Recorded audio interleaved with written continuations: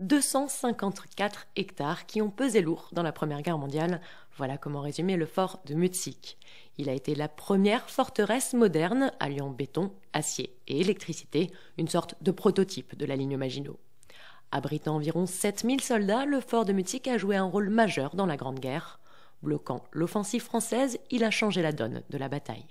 Le fort va bloquer le plus de Français possible dans le secteur et pendant ce temps-là, ces troupes françaises feront défaut à la défense du nord de la France face à Paris. On peut imaginer la Première Guerre mondiale sans le fort de Mutzig. Dans ce cas, le plan Schlieffen est impossible puisque les arrières de l'armée allemande peuvent être menacés par les Français et on obtient dès 1914 une bataille autour de Strasbourg du type de celle de la bataille de Verdun.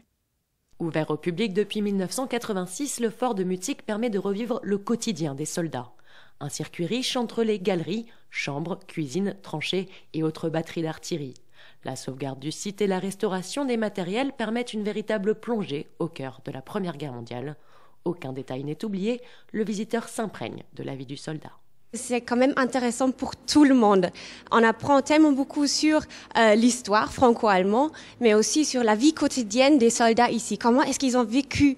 Alors c'est vraiment l'histoire qu'on peut ressentir ici. Et ça, c'est quelque chose qui rend cet endroit très très intéressant. Pour apprendre comment ça se fait, comment est-ce qu'une guerre se développe et pourquoi est-ce que c'est fait ici.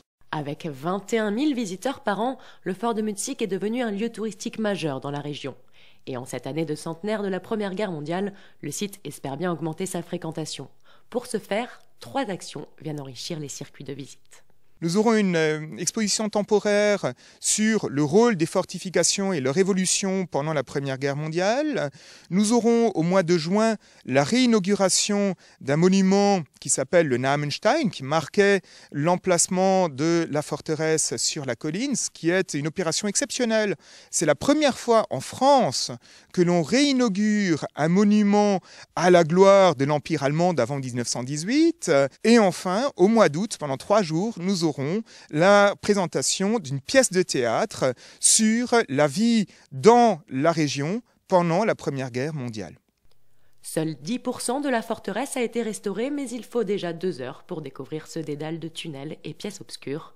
À travers des références touristiques, des explications concrètes et autres anecdotes, le site se visite toute l'année, accompagné d'un guide passionné et passionnant.